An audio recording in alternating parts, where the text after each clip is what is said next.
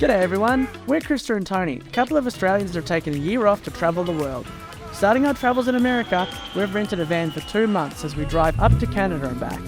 In this episode, we drive down the west coast towards San Diego, passing some epic hot springs, the beautiful Crater Lake and its crystal blue water, a couple of volcanoes, the Golden Gate Bridge where we met Carl the Fog, then finally we return our rental van in San Diego.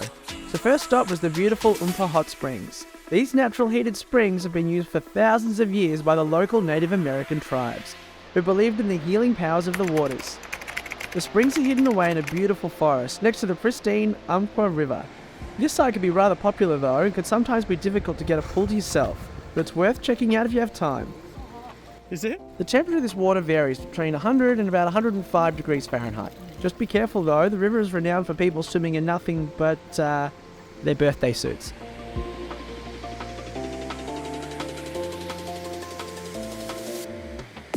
Just jumped down to the river and it's absolutely freezing. That's where the hot water comes down from. These hot springs form thanks to the geothermal activity in the area, which causes hot water to bubble up from deep within the earth. The water is heated by magma that lies beneath the earth's surface and is then forced up through cracks in the rocks. So once we finished up at the hot springs, we stopped at Toketee Lake. So we've just stopped at this little lunch spot on the way back to Diamond and Crater Lake. This one's called Toketee Lake. I think I've said it wrong, but anyway, it's super blue. It's actually really nice. And Krista is making lunch. What are we making today? Hello. Today we're making chicken wrap again. So what we do is we get this, a tortilla, and then you cut it this way, right? So you can fold it 4 times. And so what you do is you just chop chicken with mayonnaise, and then you fold it. And then you chop tomato, and then you fold again, and then you get some cheese. And you chop that, you put that in there, and then you fold again. Ta-da! And then you just put it on the pan. Melts the cheese and then cooks the tortilla for a bit. Just nice and crispy. And then after that, I'll put some lettuce. Pretty good. Amazing. Master Chef. Final product. Ta-da! We have pineapple juice and watermelon with this amazing view of the river.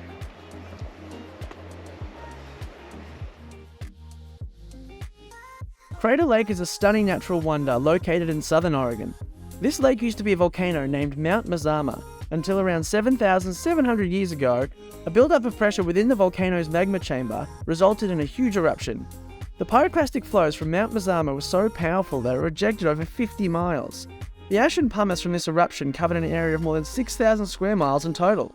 As the eruption continued and the chamber of the volcano was ejected, the summit of Mount MAZAMA collapsed inward, forming a caldera that measured around 6 miles across. Over time, the caldera filled with water from snowmelt and rainfall, eventually creating Crater Lake. Today, Crater Lake is the deepest lake in the United States, with a maximum depth of 1,949 feet. That's pretty deep. We made it to the north of Crater Lake rim, which is exciting. And we're now about to do the CLEETWOOD hike down, CLEETWOOD Cove hike to the base of the crater, where hopefully we'll get some swimming and get to check out how clear the visibility is. Apparently it's amazing. So, and what's the bear status? No bears here, I think. So that's great. Which is good news. So that means we can hike without freaking out. So it turns out there are black bears in Crater Lake, but they're generally afraid of humans, so it's unlikely to see any, especially on a busy trail like this. We're gonna struggle getting back up. I'm already struggling getting down. This trail is the only way to access the water of Crater Lake National Park. The steep trail takes about 1.5 to 2.5 hours, and it's 2.2 miles return with an elevation gain of about 700 feet. Okay, I'm here in Crater Lake, and the water is absolutely freezing. It's like glacial. Well, I guess it is snow melt, so it makes sense. The water in Crater Lake is some of the purest in the world, with a visibility depth of around 100 feet. All the water in the lake is from precipitation or snow melt, resulting in its extremely blue colour and high purity. One of the must-dos if you're an experienced swimmer is the cliff jump, which is approximately 30 feet high. Cliff jumping can be dangerous though, and should only be attempted by experienced swimmers that don't mind freezing cold water, or a little bit crazy, just like me. Of According to legend, the giant serpent known as Lao is still lurking at the bottom of the lake and has the power to cause earthquakes and other natural disasters.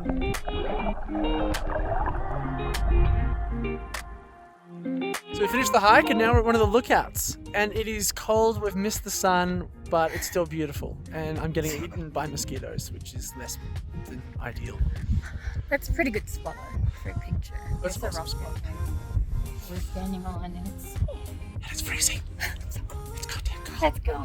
So we drove along the edge of the crater rim while checking out all the white snow. Being from Oz, snow was a total novelty for us. Yeah, you can feel that ice in the snow, hey? So cold. As we arrived at MAZAMA campground, we managed to score the last spot. So don't risk it like we did and book ahead if it's on a busy weekend.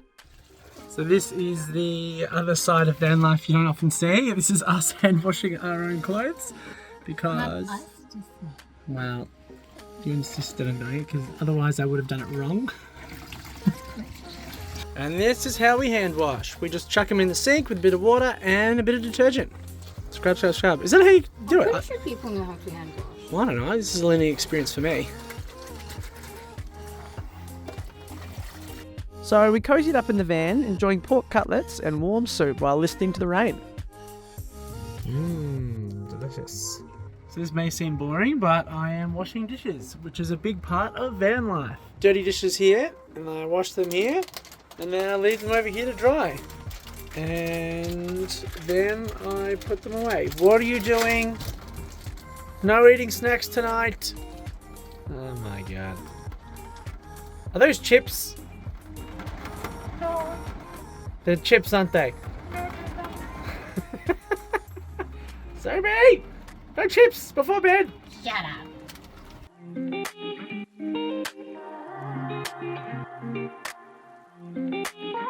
So next day we drove back up the crater rim so we could enjoy breakfast overlooking the blue water one last time. So we drove back up to Crater Lake today, just for this amazing view while we eat breakfast. Can't really argue with that view.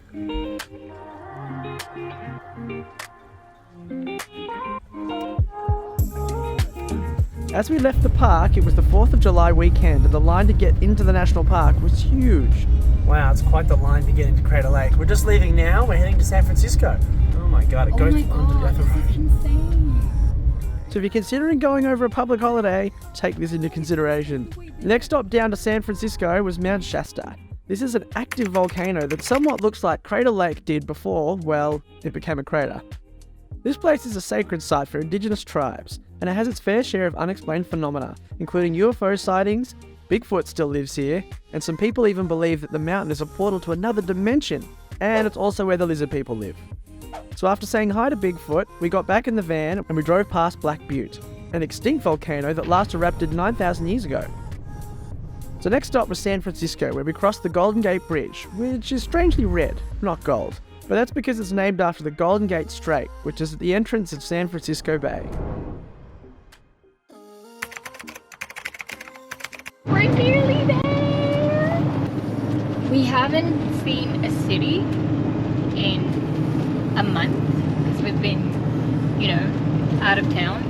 So we're pretty excited to cross the bridge. So we crossed the bridge during the day when it was clear, and then once again in the afternoon when it was foggy.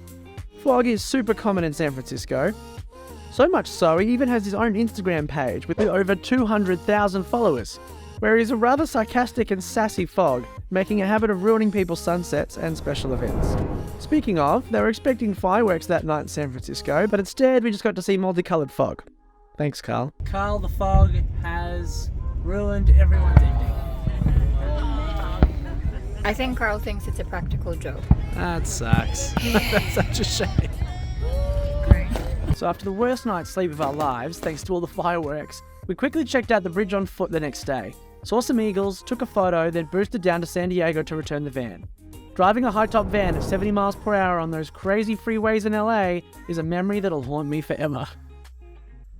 So after a huge 500-mile drive from San Francisco, we made it to San Diego, and to celebrate, we spent our last night watching Star Wars in the van. The next day, we packed everything up, returned the van, and caught a flight off to New York City.